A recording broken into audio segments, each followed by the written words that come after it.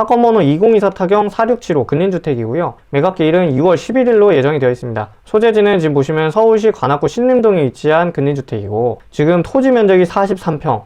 와, 서울의 토지 면적 43평에 건물 면적 83.53평입니다. 층수는 약 3층 정도 돼 보이고요. 1, 2층에는 고시원으로 구성되어 있는 것으로 보여집니다. 감정가가 9억 2천만 원 평가되었는데 최저가가요 3억입니다. 6억이나 떨어진 거예요. 제가 이 물건을 봤을 때는 크게 하자라고 보일 만한 상황은 없었습니다. 대체로 흘렀다고 보시면 될 것 같고요. 위치 자체가 엄청 고지대인 것은 맞지만 시세가, 이게 토지 면적이 43평인데 3억이다. 저는요, 서울에서 한 평당 1,000만 원 이하인 지역을 본 적이 거의 없습니다. 그 대지면서 이런 일정 요건을 충족했는데 43평에 건물이 83평인데 3억? 이거는 무조건 해야 되지 않나, 그렇게 생각을 하고요. 참고로 저였으면 무조건 입찰하고요. 그리고 이 1,000만 원, 평당 1,000만 원이 안 되는 거 있다고 하면 저에게 따로 연락 주십시오. 제가 바로 사겠습니다. 그런 내용이고, 그래서 토지와 건물을 일괄매각하는 조건으로 보고 계시는 건물주가 될 수 있는, 토지 43평에 건물 84평이 될 수 있는 그 건물주가 될 수 있는 것을 3억이 진행하고 있다. 이게 한 번 더 유찰될지 어떻게 될지는 모릅니다. 아무도 관심이 없으면 한 번 더 유찰되는 거예요. 관련 내용을 좀 더 자세히 봐보겠습니다. 지금 보시면 토지, 건물, 제시의 건물로 이렇게 나뉘어져 있는데요. 토지 같은 경우에는 8억 3천만 원으로 감정을 되었고, 건물은 8,477만 원입니다. 그리고 제시의 건물로도 창고, 베란다, 휴게실 등이 있는데 600만 원으로 평가가 되었으며, 경매 목적 대상물에도 모두 포함되었다는 사실을 알 수 있습니다. 그리고 건축물 현황도 봐보겠습니다. 주 용도는 제1종 근린생활시설이고요. 꼬마 빌딩이라고 보시면 되겠죠. 사용승인 일자는 1992년도, 구조는 벽돌 구조입니다. 지상층수 2층에 지하층수 1층이 있는 그런 집으로 보시면 되겠고요. 그리고 권리 분석을 보아야 하는데, 이런 다가구 주택, 근린주택 이런 것들은 건물과 토지의 등기를 별도로 보아야 합니다. 그런데 그 내용들이, 등기된 내용들이 전부 똑같기 때문에 건물등기부등본만 가지고 왔습니다. 임차인 같은 경우에 지금 총 3분이 계신데요. 전입일자를 보시면은 16년도, 13년도, 23년도입니다. 그런데 건물등기부등본에 가장 최선 순위로 설정된 근저당권이 2002년도에 있기 때문에 그 날짜를 비교해 보시면 모두 임차인들이 늦죠. 그렇기 때문에 대항력이 없다고 나옵니다. 따라서 지금 임차인들의 확정일자가 받았던, 배당요구를 했던, 보증금이 얼마든 간에 그것은 낙찰자가 신경 쓰지 않고 경매를 받음과 동시에 대항력이 없어서 모두 소멸하는 권리들이기 때문에, 지금 보고 계시는 임차인 현황에 대해서는 낙찰자가 아무것도 신경 쓰지 않으셔도 괜찮겠습니다. 건물등기부등본으로 넘어가 보도록 하겠습니다. 소유권과 근저당권 2건, 임의경매 이렇게 있는데요. 지금 보시면은 소유권은 경매 절차를 하면서 빼앗기는 과정이잖아요.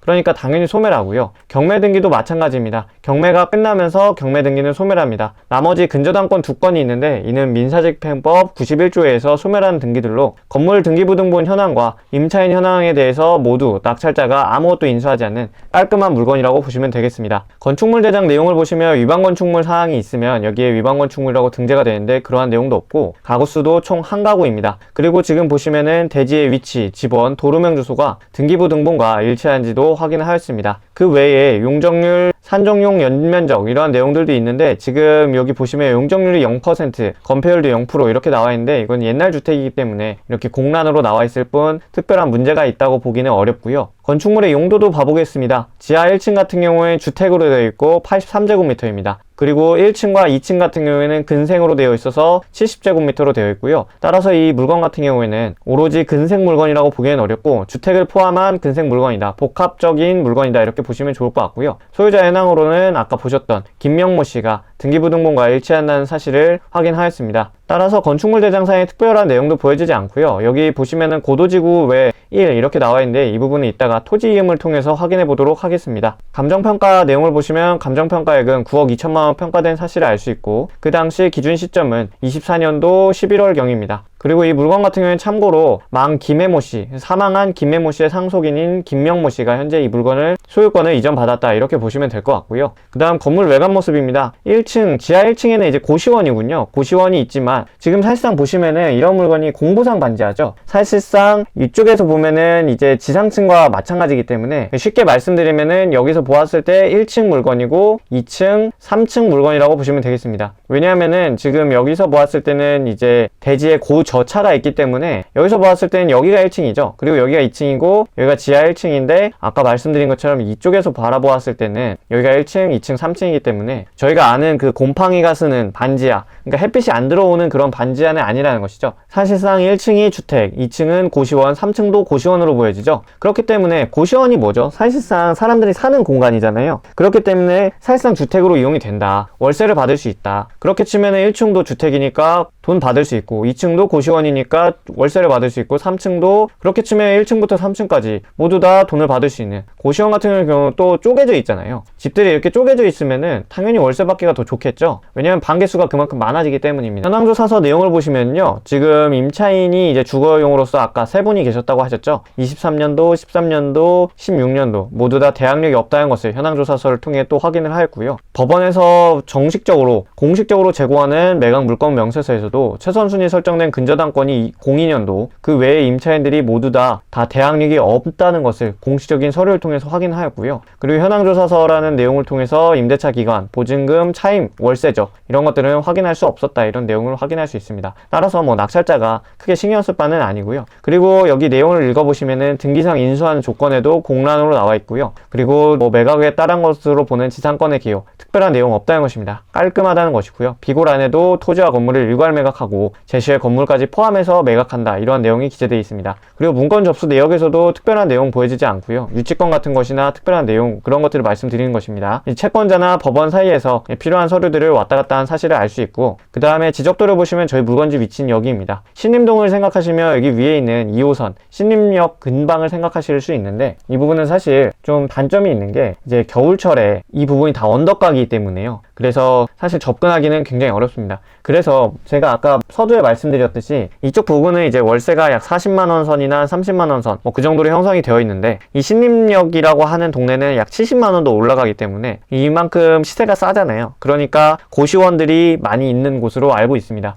또 바로 우측에는 서울대학교가 있기 때문에 비교적 이제 지방에서 상경한 사람들이나 그런 사람들이 대학교를 다니거나 그런 수요들은 충분히 있을 것이라 보여집니다. 월세 놓기에는 뭐 시세가 저렴하면은 놓기는 쉽고요. 그리고 고시원 쪽이라서 이제 공부를 하시는 학생들이나 장기 장수생들이 좀 많기 때문에 그러한 이점들이 있는 곳으로 파악이 되고 있습니다. 그리고 생각보다 이 앞에 가시면은 이제 상권들이 잘 형성이 되어 있어가지고 비교적 나쁘지 않은 동네다, 이렇게 보시면 좋을 것 같고요. 물론 그만큼 시세가 저렴하다는 사실, 그거까지 파악을 해가셨으면, 이 물건 시세는 지금 최저 호가 기준으로 142에 276짜리가 여기 4억 5천만 원 나와 있죠. 이야, 이거는요 엄청 진짜 금매 물건입니다. 보시면 금매라고도 나와 있고, 비슷한 물건이 물론 이거보다는 좀 크지만 9억으로 나와 있죠. 같은 위치에 있는 것들입니다. 근데 어쨌든 9억에 4억 5천. 여기서는 제가 좀 두 가지 말씀드려보고 싶어요. 일단 이 물건이요 엄청나게 금매 물건입니다. 물론 제가 내부를 보진 않았어요. 그리고 뭐 검토해본 물건도 아니고, 일단 여기서 드리고 싶은 말씀은 서울에서 지금 여기 이 관악구 신림동만 해도 지금 얼핏 보기에 여기 보이지 않는 지역까지 해서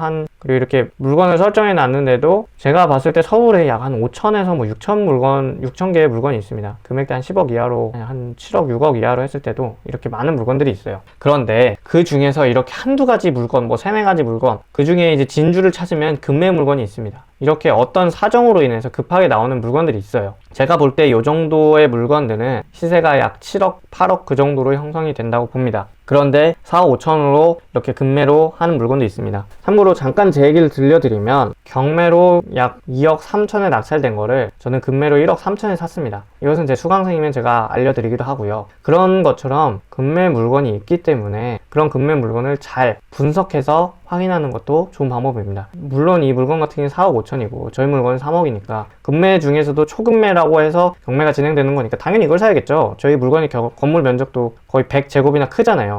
한 33평이나 더 크단 말이에요. 그러니까 당연히 이걸 사는 게 맞는데, 여기서 요지는 이 물건도 좋지만 금매 물건을 찾으면 이런 것처럼 경매를 하지 않고도 깔끔하게 물건을 살 수도 있다, 이런 기회가 있다는 것을 말씀드리고 싶은 겁니다. 왜냐면 5,000개와 6,000개 물건 중에 시세를 잘 분간할 줄 알고 부동산 분석을 잘 할 줄 알면 이런 물건을 싸게 낙찰받을 수도 있다는 겁니다. 참고로 이 물건은 지금 없을 겁니다. 지금 이것을 촬영하는 기준 시점이 1월인데 10월에 발견이 됐으므로 약 한 2개월이나 1개월 내에 이 물건이 팔렸지 않았을까라는 추측을 좀 강하게 해보고요. 토지 이용 계획을 보시면은 지금 제 2종 일반 주거 지역으로 되어 있고요. 아까 중점 경관관리구역 주산 주변으로 되어 있고 그 외에 특별한 내용은 보여지지 않습니다. 그리고 개별 공시지가는 237만원, 면적은 142제곱미터입니다. 지목은 대지로 되어 있고요. 역을 보면 서울대학교 인근에 33%, 3분의 1 가격으로 반값 이하보다 더 세일을 합니다. 절호의 기회고요. 인수하는 권리는 없습니다. 현장 조사는 필요해 보이겠습니다. 궁금하신 점 있으시면 댓글이나 문의 남겨주세요. 감사합니다.